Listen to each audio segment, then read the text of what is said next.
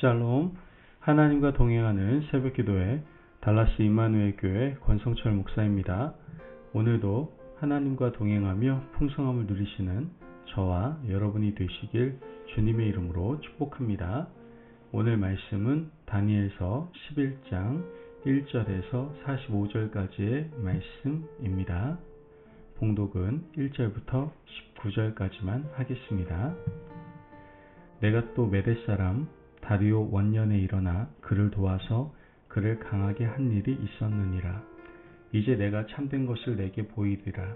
보라, 바사에서 또 새 왕들이 일어날 것이요 그 후에 넷째는 그들보다 심히 부유할 것이며 그가 그 부유함으로 강하여진 후에는 모든 사람을 충동하여 헬라 왕국을 칠 것이며 장차 한 능력 있는 왕이 일어나서 큰 권세로 다스리며 자기 마음대로 행하리라.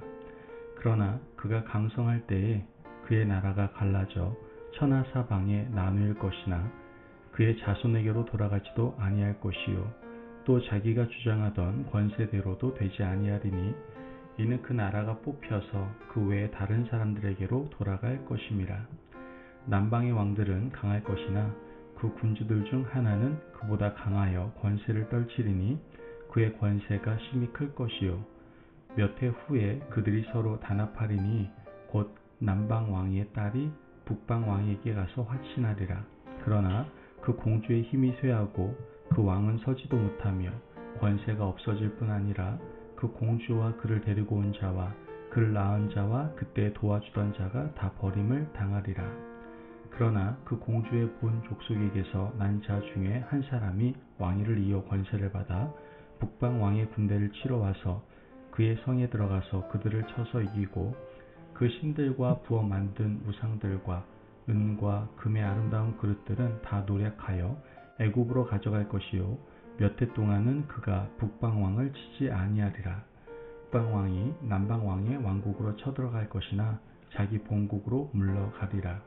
그러나 그의 아들들이 전쟁을 준비하고 심히 많은 군대를 모아서 물이 넘침같이 나아올 것이며 그가 또 와서 남방왕의 견고한 성까지 칠 것이요 남방왕은 크게 노하여 나와서 북방왕과 싸울 것이라.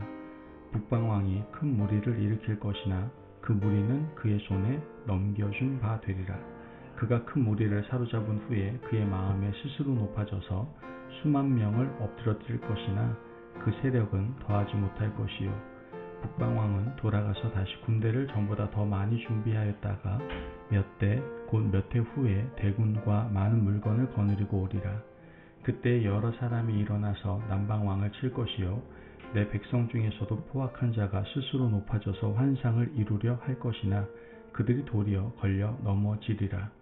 이에 북방왕은 와서 토성을 쌓고 견고한 성읍을 점령할 것이요 남방 군대는 그를 당할 수 없으며 또 그가 택한 군대라도 그를 당할 힘이 없을 것이므로 오직 와서 치는 자가 자기 마음대로 행하리니 그를 당할 사람이 없겠고 그는 영화로운 땅에 설 것이요 그의 손에는 멸망이 있으리라. 그가 결심하고 전국에 힘을 다하여 이르렀다가 그와 화친할 것이요 또 여자의 딸을 그에게 주어 그의 나라를 망하게 하려 할 것이나 이루지 못하리니 그에게 무익하리라. 그 후에 그가 그의 얼굴을 바닷가로 돌려 많이 점령할 것이나 한 장군이 나타나 그의 정복을 그치게 하고 그 수치를 그에게로 돌릴 것이므로 그가 드디어 그 얼굴을 돌려 자기 땅 산성들로 향할 것이나 거쳐 넘어지고 다시는 보이지 아니하리라. 아멘. 하나님의 말씀입니다. 우리 자녀들의 인생을 보면 때로는 답답하고 때로는 가슴 아프기까지 합니다. 미국에서 자녀를 키우다 보면 그래도 조금 낫겠지만 한국에서는 중학교, 고등학교를 지날 때에는 대학 입시라는 거대한 산에 사로잡혀서 학창시절의 즐거움과 끼를 마음껏 발산하지 못하게 됩니다.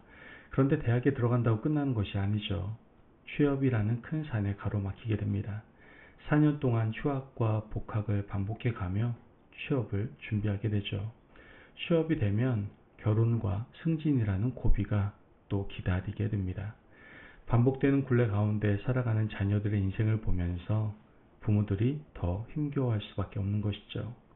하지만 세상에 태어나서 살아가는 모든 사람들이 이와 같은 인생을 반복하고 있다는 겁니다. 우리도 그렇게 살아왔고 지금도 그렇게 살고 있으며 앞으로도 그렇게 살아갈 것이다 라는 것이죠. 고통과 어려운 삶의 연속이지만 우리는 하나님의 백성이기 때문에 순간순간 하나님의 능력을 체험하고 발견하는 것이 중요합니다. 인생의 큰 산을 넘어가다가 인생의 끝에서 하나님께서 우리에게 최후 승리를 주실 것이다 라는 확신을 붙잡으며 살아가야 한다라는 것이죠.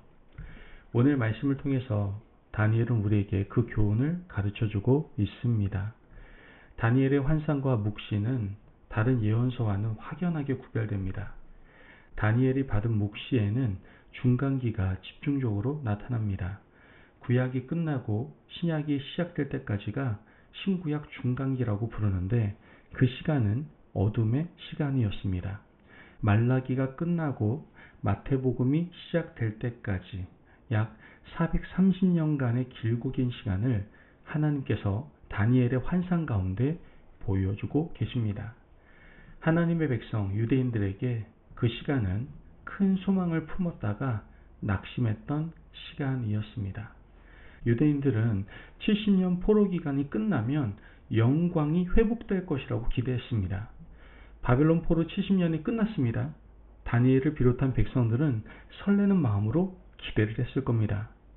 고레스 왕의 칙령을 받아들고 그들은 예루살렘으로 돌아가 성전을 재건합니다. 하지만 현실은 바뀌지 않았습니다. 이제는 강제로 잡혀와 있는 것은 아닌 거주의 자유만 얻었을 뿐 여전히 그들은 식민지 백성이었다라는 것이죠. 페르시아는 총독을 파견해서 그들을 통치합니다. 그들은 주권국의 백성이 아니라 피지배국의 백성으로 살고 있을 뿐이었죠. 그런 세월이 이어지고 있는 겁니다. 그 세월 가운데 하나님께서는 다니엘을 통해서 새로운 묵시를 보여주십니다. 오늘 본문 3절의 4절 말씀을 보면 장차 한 능력 있는 왕이 일어나서 큰 권세로 다스리며 자기 마음대로 행하리라. 그러나 그가 강성할 때에 그의 나라가 갈라져 천하 사방에 나눌 것이나 그의 자손에게로 돌아가지도 아니할 것이요 또 자기가 주장하던 권세대로도 되지 아니하리니 이는 그 나라가 뽑혀서 그 외에 다른 사람에게로 돌아갈 것임이라. 오늘 말씀에서 나오는 장차 일어날 능력 있는 왕은 헬라 제국을 건설한 알렉산더 대왕을 의미합니다. 다니엘은 바벨론과 페르시아 시절까지 예언했습니다. 다니엘 이후에 페르시아를 누르고 새롭게 일어날 한 능력 있는 왕이 있는데 그 사람이 바로 알렉산더였던 겁니다. 하지만 알렉산더 대왕이 강성했을 때 그의 힘이 꺾이게 됩니다. 실제로 알렉산더 대왕은 33살의 젊은 나이에 세상을 떠나게 되죠. 그의 사후 알렉산더 제국은 네 갈래로 나뉘어지게 됩니다. 그중 힘있는 나라는 프톨레마이오스 왕국이었습니다. 프톨레마이오스는 남쪽의 이집트를 차지하고 셀레우코스는 과거 바벨론의 지역을 통치하게 됩니다. 문제는 두 왕국이 계속해서 다툰다는 것이었습니다. 성경은 이집트를 차지한 프톨레마이오스 왕조를 남쪽 왕조라고 말을 하고 셀레우코스 왕조를 북쪽의 왕들이라고 말을 합니다. 이 두 나라, 북방과 남방 왕들이 끊임없이 다툽니다. 그들이 다툰 이유는 유대인들이 살아가는 팔레스타인 지역의 소유권 때문이었습니다. 그 지역을 두고 그들은 끊임없이 다퉜던 겁니다. 그 틈바구니 속에서 유대인들은 당연히 고통을 겪을 수밖에 없었죠. 고통이 최고조로 이르렀을 때가 셀레우코스 왕조 안티오코스 에피파네스 왕의 치세였습니다. 그의 출현을 성경은 이렇게 표현하는데요. 다니엘서 11장 21절 말씀을 보면 또 그의 왕위를 이을 자는 한 비천한 사람이라 나라의 영광을 그에게 주지 아니할 것이나 그가 평안한 때를 타서 속임수로 그 나라를 얻을 것이며 그의 신분이 비천했는데 신분의 비천함을 극복하고 그는 셀레우코스 왕국의 지배권을 획득했던 겁니다. 그 후에 영화로운 땅, 유대인들이 사는 땅을 탈취하게 됩니다. 다니엘서 11장 41절 말씀 보면 그가 또 영화로운 땅에 들어갈 것이요 많은 나라를 패망하게 할 것이나 오직 에돔과 모압과 암몬 자손의 지도자들은 그의 손에서 벗어나리라. 안티오코스 에피파네스가 영화로운 땅 예루살렘을 정복했습니다. 예루살렘 성전을 그리고 모독합니다. 그리고 유대인들은 지금까지 겪지 못했던 크고 극심한 괴로움을 겪게 됩니다. 하지만 그의 권세는 영원할 수 없습니다. 결국 하나님께서 그를 패망시키실 것이기 때문에 그렇습니다. 다니엘서 11장 45절 말씀을 보면 그가 장막 궁전을 바다와 영화롭고 거룩한 산 사이에 세울 것이나 그의 종말이 이르리니 도와줄 자가 없으리라. 영원할 것 같은 그의 마지막은 결국 하나님의 손에 있게 될 것이다라는 말씀인 겁니다. 우리는 이런 하나님의 나라의 거대한 서사시를 보면서 무엇을 느끼게 됩니까? 유대인들이 70년 포로기가 끝나고 예루살렘으로 돌아갈 때 그들의 마음은 설레고 기뻤을 겁니다. 하지만 변하지 않는 그들의 현실을 보며 다시 낙심할 수밖에 없었죠. 여전히 페르시아가 지배하고 있고 페르시아 이후 그리스가, 그 후에는 프텔레마이오스와 셀레우코스가 지배합니다. 그 후에는 로마 제국이 그들을 지배하게 될 겁니다. 하지만 결국 최후 승리를 얻는 분은 하나님이시고 하나님의 백성이 영광을 차지하게 될 것이다라는 것이죠. 세상에 돌고 도는 왕국 가운데에서 변하지 않는 주인이 계신데 그분은 바로 우리 하나님 아버지이십니다.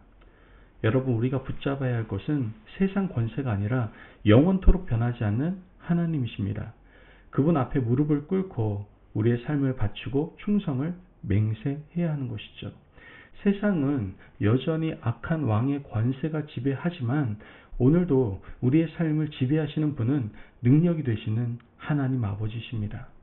그러므로 오늘 하루도 험한 세상을 살아가지만 주인 되시는 분, 궁극적 승리를 주시는 분은 하나님이시다라는 사실을 기억하시고 하나님 앞에서 우리의 믿음이 변질되는 것이 아니라 늘 순결하게 지켜나가실 수 있는 믿음의 백성 되시기를 주님의 이름으로 축복합니다. 아멘. 기도하겠습니다. 사랑이 많으신 하나님 감사합니다. 오늘도 우리에게 귀한 말씀의 은혜 허락하심을 감사합니다. 하나님, 어려운 세상을 살아가지만 하나님께서 승리하게 하신다는 사실을 믿습니다. 절대로 상황에 따라 믿음이 흔들리지 않도록 우리에게 순결하고 거룩한 삶을 허락하여 주옵소서. 감사하며 예수님의 이름으로 기도합니다. 아멘. 오늘도 하나님과 동행하며 풍성함을 누리시는 저와 여러분이 되시길 주님의 이름으로 축복합니다. 여러분, 어떤 상황에서도 승리하시며 이기시는 하나님의 능력을 믿고 오늘도 담대히 살아가시기를 바랍니다. 말씀 안에서 승리하십시오.